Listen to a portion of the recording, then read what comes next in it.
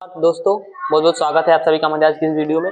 तो अभी अभी हमारा यूपी बोर्ड का क्लास 10 का जो मैथ का पेपर हुआ है उसका इस वीडियो में हम सॉल्यूशन लेके आए हैं कि जो बहुविकल्पीय प्रश्न है वो आप सभी का कितना सही गया है। तो चलिए हम आपको इस वीडियो में बहुविकल्पीय प्रश्न के बारे में बताएंगे कि जो उसका उचित आंसर था वो क्या था। आप सभी अपना अपना जो आंसर वहां पर लगा के आए हैं मैच करके देखिए कि आपका कितना सही गया है। तो चलिए हम वीडियो को स्टार्ट करते हैं।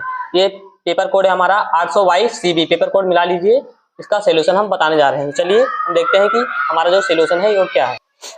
पहला क्वेश्चन था हमारा दो संख्याओं ए और बी का HCF 5 और उनका LCM जो है 200 है, तब ए और बी का गुणनफल है। तो इसका जो उचित आंसर है वो हमारा ऑप्शन नंबर बी यानी 1000 है। ये इसका सही जवाब है। दूसरा क्वेश्चन था हमारा संख्या 4√3 है, तो इसका सही जवाब हो जाएगा एक परमीय संख्या है। 4√3 क्या है? एक परमीय संख्या है।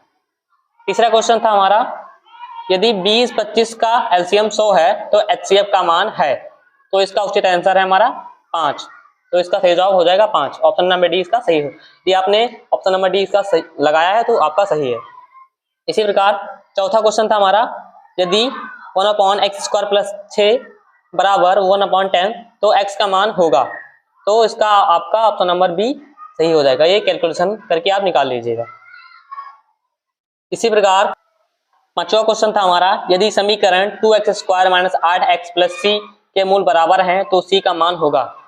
तो जब c के मान जब मूल बराबर होते हैं तो हमारा सूत्र होता है b² - 4ac। इसी के ऊपर ये लगाकर इसका आंसर आ जाएगा। तो इसका जो सही जवाब हो जाएगा डी नंबर यानी कि 8। ऑप्शन नंबर डी इसका सही होगा। यदि आपने ऑप्शन नंबर डी इसका करेक्ट किया है तो आपको 1 नंबर मिलेंगे।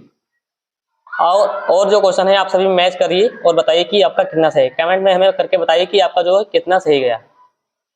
छठा क्वेश्चन था हमारा यदि बहुपद x² - 3x + 5 ये का 102 है तो ये का मान होगा। इस समीकरण में हम x के मान पर 2 रखकर देखेंगे और जो आएगा वही इसका ये का मान हो जाएगा। तो इसका सही जवाब हो जाएगा आपका सी नंबर यानी 2/5 इसका सही जवाब हो जाएगा। सातवां क्वेश्चन था हमारा बहुपद x² - 5x + 6 के शून्यक हैं, तो इसके जो जब हम गुणनखंड करेंगे तो इसका शून्यक जो निकलेगा वो 2 और 3 निकलेंगे यानी ऑप्शन नंबर डी इसका सही जवाब था। आठवां क्वेश्चन था हमारा बिंदु -5 6 किस चतुर्थांश में स्थित होगा। तो जो -5 जहां माइनस और प्लस आता है वो हमारा द्वितीय चतुर्थांश होता है। तो इसका ऑप्शन नंबर बी सही हो जाएगा। इसी प्रकार 9वां क्वेश्चन था हमारा यदि वृत्त की त्रिज्या ये है तथा इसका एक चाप केंद्र पर कोण थीटा अंत करता है तो चाप की लंबाई होगी। तो इसका हमारा सही जवाब हो जाएगा ऑप्शन नंबर बी यानी कि 2πa गुणे में θ/360। ये हमारा चाप की लंबाई का सूत्र होता है जब त्रिज्या दी हो और थीटा कोण दिया हो। इसी प्रकार 10वां क्वेश्चन था हमारा ये त्रिभुज ABC और त्रिभुज DEF तो समरूप त्रिभुज इस प्रकार हैं कि कोण ए बराबर 45 अंश है, कोण E बराबर 56 अंश है, तब कोण C बराबर होगा। ये समरूप त्रिभुज हैं तो जो दोनों के कोण होंगे वो बराबर होंगे, यानी कि आप 2 त्रिभुज बनाकर वहां पर इसको लगा सकते हैं अच्छे से। तो इसका जो सही जवाब है हमारा वो टी नंबर यानी कि 79 इसका सही जवाब है। आशा करता हूँ आप सभी का जो पेपर था वो बहुत अच्छा गया होगा। इसी प्रकार 11वां क्वेश्चन था हमारा cos ए बराबर 5/13 तो tan ए का मान क्या होगा। तो इसका सही जवाब है हमारा ऑप्शन नंबर ये 12/5 इसका सही जवाब है यानी tan ए का मान हो जाएगा 12/5। अगला क्वेश्चन था हमारा यदि cos थीटा बराबर 1 हो तो tan थीटा का मान होगा। इसमें बताया है कि cos थीटा बराबर 1, तो इसका सही जवाब हो जाएगा हमारा 0 अंश। जब हम थीटा का मान निकालेंगे यहाँ पर तो cos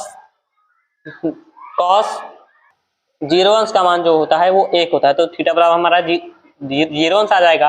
और जब हम 0 अंश का मान tan में रखेंगे तो tan 0 अंश का मान 1 हो जाएगा। तो यानी कि ऑप्शन नंबर बी इसका सही जवाब हो जाएगा। जब tan 0 अंश थीटा के स्थान पर यहाँ से हमें 0 प्राप्त हुआ है तो जो 0 रखेंगे तो इसका मान 0 आएगा। तो इसका ऑप्शन नंबर बी सही हो जाएगा। 13वां क्वेश्चन था हमारा 2 tan 30 अंश बटे में 1 + tan² 30 अंश। इसका हमें tan 30 अंश का मान रखकर इसको सॉल्व करना था, तो इसको सॉल्व करने पर हमारा सी नंबर यानी कि √3 आएगा। ये इसका सी नंबर सही जवाब है। यदि आपने इसे लगाया है तो इसको आपको मतलब इस क्वेश्चन का आपको 1 नंबर मिल जाएगा। 14वां क्वेश्चन था हमारा, यदि tan अल्फा बराबर sin अल्फा हो तो अल्फा का मान होगा।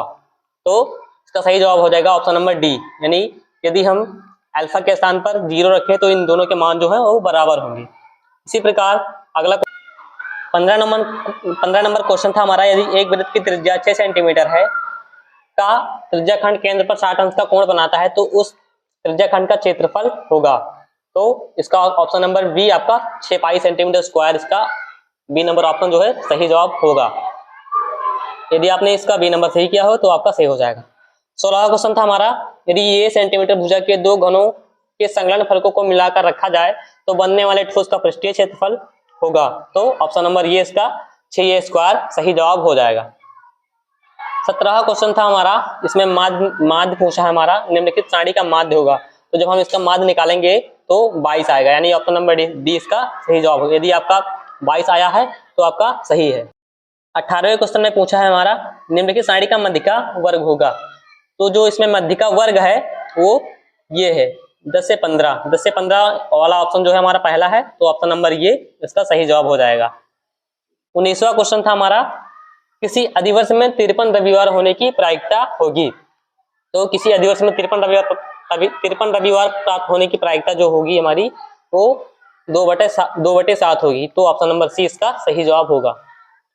20वां क्वेश्चन था, यदि एक घटना निश्चित रूप से घटती है तो उसकी प्रायिकता होगी। तो जब एक घटना निश्चित रूप से घटती है तो हम उसकी प्रायिकता 1 मानते हैं। तो ऑप्शन नंबर बी इसका सही जवाब हो जाएगा। आशा करता हूं कि आपके जो बहुविकल्पी प्रश्न होंगे वो सारे सही गए होंगे, और आप सभी कमेंट करके बताइए कि आपका जो कितना नंबर है सही गया। धन्यवाद। और वीडियो यदि अच्छी लगी हो तो हमें सब्सक्राइब कर लीजिए, क्योंकि जो अन्य जो पेपर हैं उनकी वीडियो आप तक पहुंच सके। धन्यवाद।